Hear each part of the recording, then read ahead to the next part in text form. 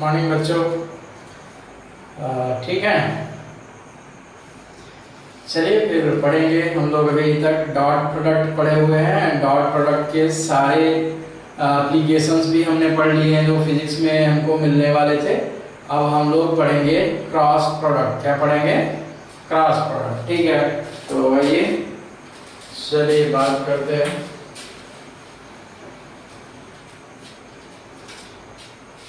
हम लोग पढ़ रहे हैं क्रॉस प्रोडक्ट। ठीक है, क्रॉस प्रोडक्ट ऑफ वेक्टर्स। ठीक है, जैसे मान लीजिए आपके पास वेक्टर ए है एंड वेक्टर बी है, तो हम लोग लिखते हैं vector A cross vector B equal to A B sine theta unit vector N. ठीक है, तो दो वेक्टर का क्रॉस करने पे या ऐसा प्रोडक्ट करने पे जो हमको आंसर मिल रहा है वो क्या है? एक वेक्टर क्वांटिटी है, इसलिए इसको हम लोग वेक्टर प्रोडक्ट भी बोलते हैं। क्या बोलते हैं? वेक्टर प्रोडक्ट भी हम इसको बोलते हैं। तो हमारे पास क्या मिला? A cross B equal to A B sine theta unit vector N. यहाँ पर सबसे ज्यादा इंपॉर्टेंट जो चीज है वो है यूनिट वेक्टर एन। तो यूनिट वेक्टर एन क्या है? तो यहाँ लिखेंगे unit vector N tells the direction of vector A cross vector B and it is perpendicular, ठीक है, to the plane in which both A and vector B are lines। क्या मतलब? Sir हमारे पास जो यूनिट वेक्टर n है वो direction बताता है किसका? a क्रॉस b का, ना कि वेक्टर a का और ना ही वेक्टर b का। वेक्टर a क्रॉस b का जो डायरेक्शन बताएगा वो कौन बताएगा? यूनिट वेक्टर n बताएगा। और इसका डायरेक्शन उस प्लेन के परपेंडिकुलर होता है जिस प्लेन में a और b हैं। तो अगर ये प्लेन में, ये बोर्ड के प्लेन में a और b है तो यूनिट वेक्टर n जो है उसका जो डायरेक्शन रहेगा वो इस बोर्ड के परपेंडिकुलर आपकी तरफ या परपेंडिकुलरली अंदर की तरफ रहेगा। वो डायरेक्शन पर डिपेंड करेगा। हम लोग राइट हैंड थंब रूल से उस डायरेक्शन को फाइंड कर पाएंगे। ठीक है, तो फिलहाल हम लोगों को पता पड़ गया है कि यूनिट वेक्टर n है क्या? Unit vector n tells the direction of a cross b and it is always perpendicular to the plane in which vector a and vector b lies। ठीक है, तो अब यहाँ पर एक बहुत अच्छा सा क्वेश्चन बनता है, आइए दिखाते हैं आपको। क्या है बच्चों? अगर मान लीजिए आपके पास वेक्टर a है एंड वेक्टर b है और ये बोर्ड वाले प्लेन में है, तो a प्लस b भी इसी प्लेन में रहेगा, a प्लस 2b भी इसी प्लेन में रहेगा और a माइनस b भी इसी प्लेन में रहेगा। ठीक है, तो अब क्वेश्चन ये बनता है कि find out value of a cross b dot a plus b। Question क्या है? What is the value of a cross b dot a plus b? और इसको IMP मार्क कर लो। ठीक, अब हमको सर डॉट तो पढ़ा है तुमने, तो I dot I, J dot J, के डॉट के, ये सब पढ़ा है हमने। डॉट किया, फोर्स से डिस्प्लेसमेंट का वर्क निकाला, फिर हमने पावर भी निकाली, लेकिन इस तरह क्वेश्चन हमने नहीं किए हैं। ठीक है, तो यहाँ पर थोड़ी सी दिमाग लगाना पड़ेगा आपको कि सर a प्लस बी मान लीजिए अगर इस प्लेन में है तो a क्रॉस b इस प्लेन के परपेंडिकुलर अंदर की तरफ होगा या बाहर की तरफ होगा। मतलब अगर ये वेक्टर x है और अगर ये वेक्टर y है तो x और y दोनों क्या है? परपेंडिकुलर है। नहीं समझा? कैसे बोलते हैं? ये a प्लस बी है और a क्रॉस b है, तो हम इनके वैल्यू या मैग्नीट्यूड पे नहीं जाते हैं, हम इनके डायरेक्शंस पे जाते हैं। तो अगर हम ऐसा माने कि अगर a प्लस बी इस प्लेन में है या किसी और प्लेन में है तो a क्रॉस b पक्का उस प्लेन के परपेंडिकुलर होगा जिस प्लेन में a और b है। तो जिस प्लेन में a और b है तो उसी प्लेन में a प्लस b भी होगा, a प्लस 2b भी होगा। मतलब ये हुआ कि ए और बी जिस प्लेन में है उसी प्लेन में a प्लस बी भी है, मतलब a प्लस बी जिस प्लेन में है उस प्लेन के परपेंडिकुलर कौन है, a क्रॉस b है। मतलब अगर a क्रॉस b को x वेक्टर माने और a प्लस b को y वेक्टर माने तो x और y क्या है, परपेंडिकुलर है। दो ऐसे वेक्टर जिनका जो एक दूसरे के परपेंडिकुलर हो या जिनके बीच का एंगल 90 डिग्री हो तो क्या होगा, उनका डॉट क्या होगा भाई, तो क्या हो जाएगा vector a cross vector b dot vector a plus b बराबर 0। हम दिस इज आंसर, समझे? नहीं समझ में आया तो छोड़ देना, कोई नहीं, आगे पढ़ेंगे। चलिए, लेकिन छोड़ना नहीं है ना। चलिए बच्चों, हमारे पास क्या है, हमने सीख लिया sir vector a cross vector b बराबर होता है ab sin theta unit vector n। Unit vector n tells the direction of a cross b and which is perpendicular to the plane in which a and b are lying। ठीक है, कुछ directions आपको notation दिखा देते हैं बच्चों। ये जो होता है ऐसे सर्कल बना के एक डॉट बना देंगे तो इसको बोलते हैं आउटवर्ड। क्या बोलते हैं, आउटवर्ड। मतलब अगर ऐसा है, ये ऐसा आपकी तरफ निकल रहा है तो ये आउटवर्ड है। अगर आप पेपर पे कर रहे हैं तो आउटवर्ड ये है।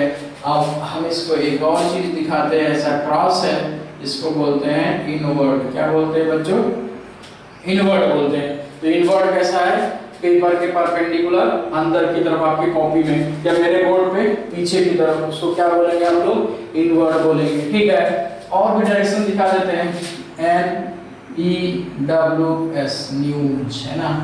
तो ये आपके पास ऐसा है। तो अगर ये 45 डिग्री पे जाता है तो इसको हम लोग क्या बोलते हैं, नॉर्थ ईस्ट बोलते हैं। इसको क्या बोलते हैं, साउथ ईस्ट। ये एंगल कितना होगा, 45। यहाँ पे जाते हैं तो इसको क्या बोलते हैं, साउथ वेस्ट। इसको क्या बोलते हैं, नॉर्थ वेस्ट बोलते हैं। तो कितना डायरेक्शन हो गया, 1 2 3 4 5 6 7 8, और एक बाहर आएगा उसको बोलेंगे आउटवर्ड, और एक अंदर जाएगा उसको क्या बोलेंगे, इनवर्ड। तो ये ध्यान रखना, ठीक है। तो अभी ये जो हम वेक्टर का क्रॉस प्रोडक्ट पढ़ रहे हैं ना, ये हमको मैग्नेटिक इफेक्ट ऑफ करंट में मैग्नेटिक फील्ड का डायरेक्शन निकालने में यूज होगा। फ्लाइमिंग ने जो रूल बनाए हैं, लेफ्ट हैंड फ्लाइमिंग रूल, शायद आपको 10th क्लास में होगा, इक्वल चैप्टर में होगा। ये वाला ऐसा कुछ, ये मैग्नेटिक फील्ड बताता था, ये करंट डायरेक्शन बताता था, ये फोर्स बताता था, ऐसा कुछ आपको मिला होगा।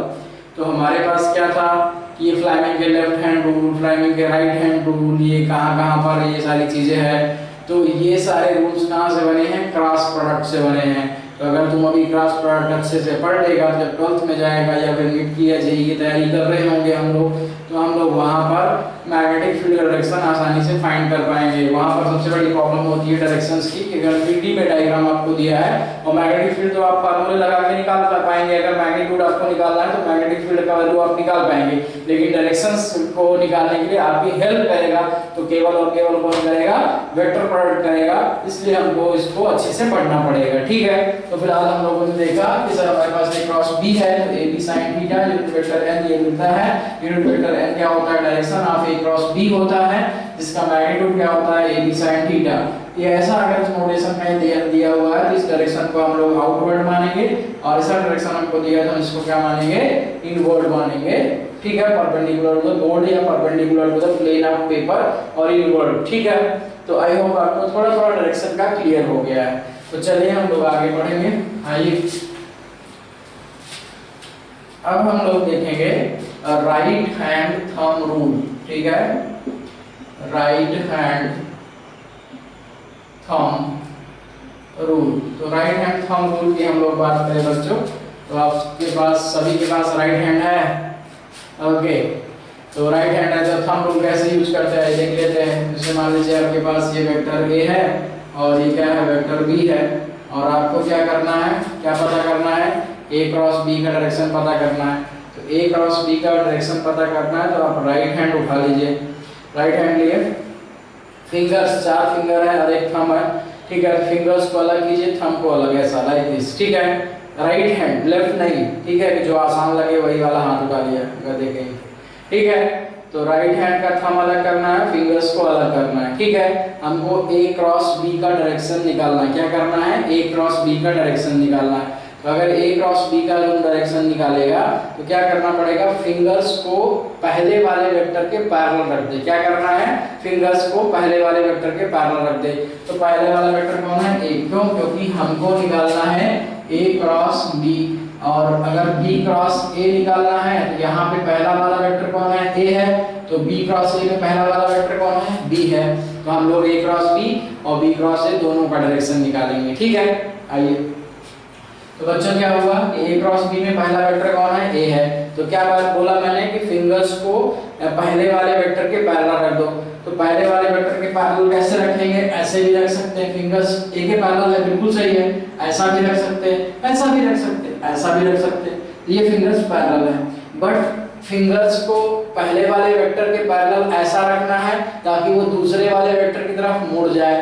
तो अगर हमने ऐसा रखा तो दूसरे वाले वेक्टर की तरफ मुड़ेगा नहीं, ये टूट सकता है। तो समझ रहा है बात को? अगर मान लो हमने इसको ऐसे रखा तो भी नहीं मुड़ रहा है फिंगर्स, अगर मान लो हमने इसको ऐसा रखा तो भी नहीं मुड़ रहा फिंगर्स। मतलब पैरेलल ऐसे रखना है, थोड़ी अकल लगा के, कि फिंगर्स दूसरे वाले वेक्टर की तरफ टर्न हो जाए। तो कैसे रखेगा? फिर ऐसे रखेगा। तो फिंगर्स क्या हो गया? टर्न हो गया। किधर? A cross B। तो A से B की तरफ ले जाएगा। तो थंब कहाँ गया? आपकी तरफ या पेपर के ऊपर की तरफ। तो ये कौन सा डायरेक्शन होता है? आउटवर्ड। तो हम लोग लिखेंगे A क्रॉस B का जो डायरेक्शन होगा वो कैसा होगा? आउटवर्ड होगा। समझे वे? नहीं समझा? फिर समझा देते हैं। क्या कर रहा है?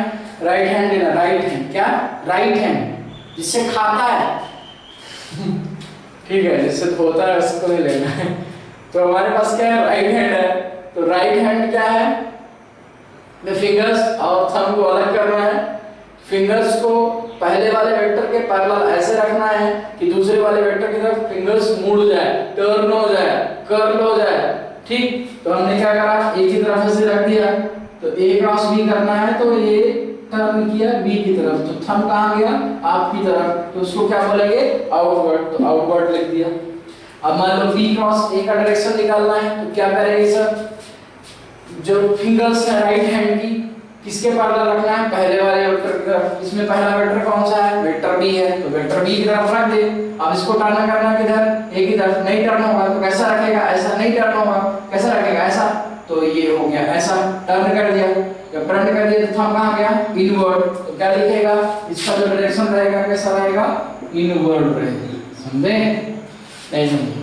आई होप आपको थोड़ा डायरेक्शन क्लियर हुआ, और ये क्लियर हो गया तो बस जब जीत जाएंगे।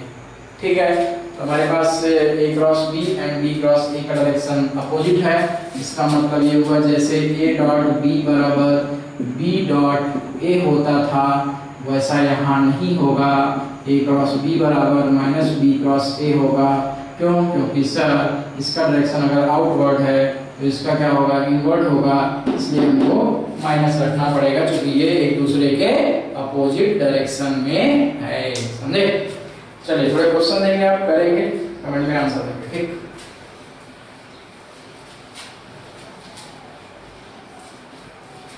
आइए अब देखो, ऐसा हर बार ऐसा एरो बनाएंगे तो ये वेक्टर नहीं होगा।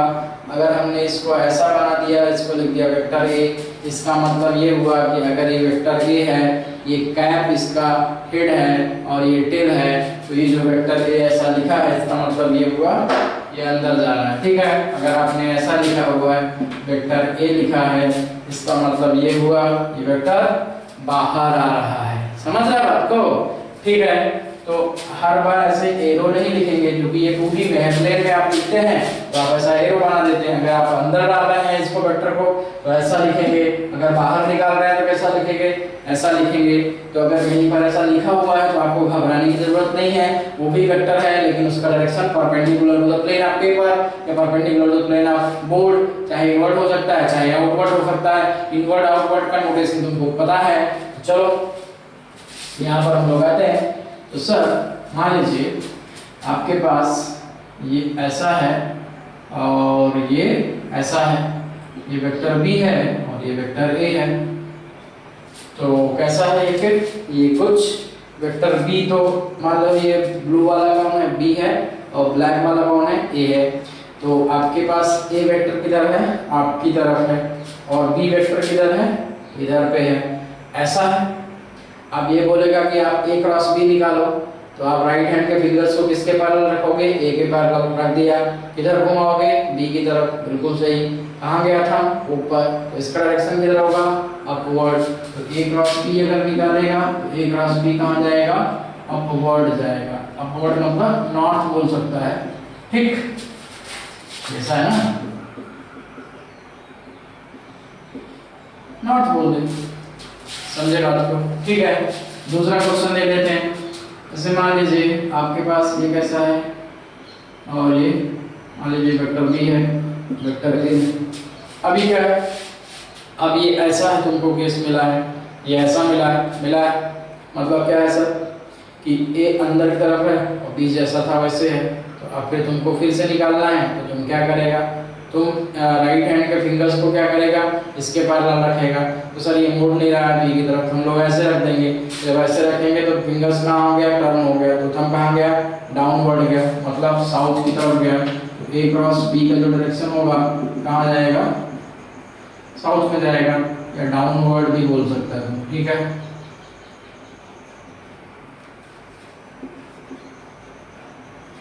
ठीक, तो थोड़ा थोड़ा क्लियर हो रहा है। चलिए और थोड़े से एग्जांपल लेके आपको समझा देते हैं। आइए, जैसे मान लीजिए आपके पास ये ऐसा है, और ये वेक्टर बी है, और ये वेक्टर ए है। तो आपके पास अब कहानी कैसी बनी है सर, ये वेक्टर ए तो ऐसा है, वेक्टर ए तो ऐसा है, लेकिन वेक्टर बी ऐसा है। तो अब आपको क्या करना पड़ेगा, फिंगर्स को ए के पैरेलल रखना पड़ेगा और बी की तरफ टर्न करना पड़ेगा, मतलब ऐसा।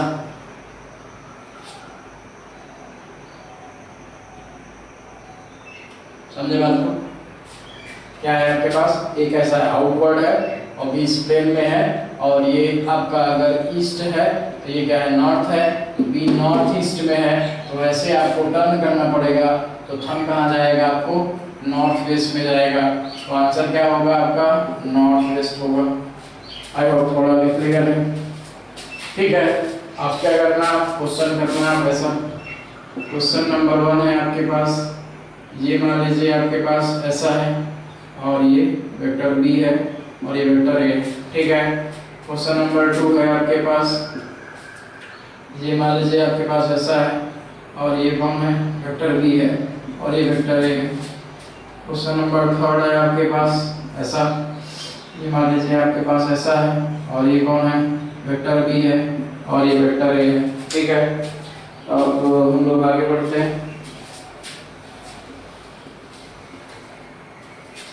ठीक है।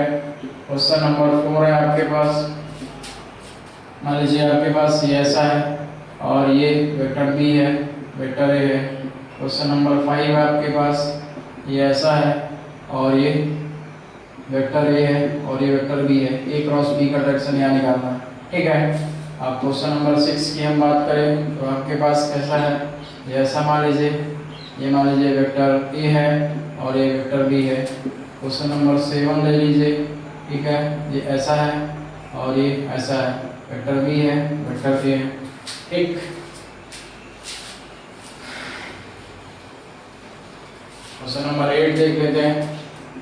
क्वेश्चन नंबर 8, तो हमारे पास क्या है बच्चे, ये मान लो ऐसा है, और ये वेक्टर बी है, ये वेक्टर ए, दे दिया क्या, ऐसा क्वेश्चन नहीं दिया, ठीक है, वेक्टर बी है। क्वेश्चन नंबर 9 मान लो, ठीक है, और आपके पास मान लीजिए ये है, और ये कहानी कुछ ऐसी है, ये वेक्टर ए है, और ये वेक्टर बी है। ए क्रॉस बी यहाँ निकालना, ध्यान रखना, ठीक है। क्वेश्चन नंबर हम लोग ले लेते हैं क्वेश्चन नंबर 10। तो क्वेश्चन नंबर 10 में हमारे पास कुछ ऐसा है, और ये कुछ कहानी है ऐसी, ये वेक्टर ए है, और ये वेक्टर बी है, ठीक। तो ये 10 के 10 क्वेश्चन आपको डायरेक्शन निकालनी है, और आपको कमेंट में डालना है, ठीक है। चलो फिर हम लोग आगे बढ़ेंगे।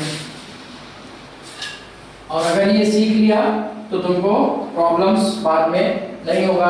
मैग्नेटिक फील्ड में या फिर EMI में यहाँ पे यूज होना है, तो फ्लेमिंग वाइमिंग का रूल हमको जरूरत फिर नहीं पड़ेगा, क्योंकि फ्लेमिंग का रूल तो इसी से बना है, क्रॉस प्रोडक्ट से ही फ्लेमिंग के रूल बने हुए हैं।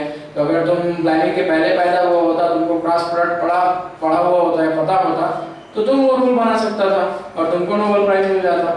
ठीक है, लेकिन अभी ऐसा नहीं हुआ, फिलहाल पढ़ना पड़ेगा। ठीक है, तो चलिए एक आध क्वेश्चन और दिखा देते हैं ताकि आपको क्वेश्चन बन जाए वो। ठीक है, जैसे मान लीजिए हमने क्या दिया हुआ ऐसा है और ये वेक्टर ए है और वेक्टर बी ये है, मतलब क्या हुआ, वेक्टर ए नीचे है और वेक्टर बी ऊपर है। तो अब क्या करना पड़ेगा कि ए क्रॉस बी करना पड़ेगा। तो ए क्रॉस बी करने के लिए बी तुम्हारा ऐसा है और ए कैसा है, नीचे है। तो ये कुछ ऐसा है, ये कुछ ऐसा है, तो ए क्रॉस बी करना है। तुम क्या करेगा, ए के पैरेलल रखेगा, बी की तरफ मोड़ देगा, तो कहाँ गया, वेस्ट में गया।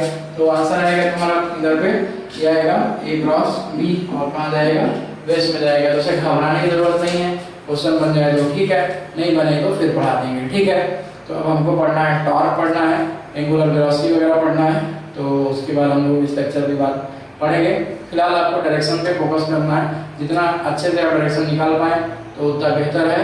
और आपको हमने 10 क्वेश्चन दिए हैं और आप उसको अच्छे से करिए और डायरेक्शन फाइंड कीजिए और थोड़ी परफेक्शन लेके आइए, फिर हम लोग आगे पढ़ेंगे।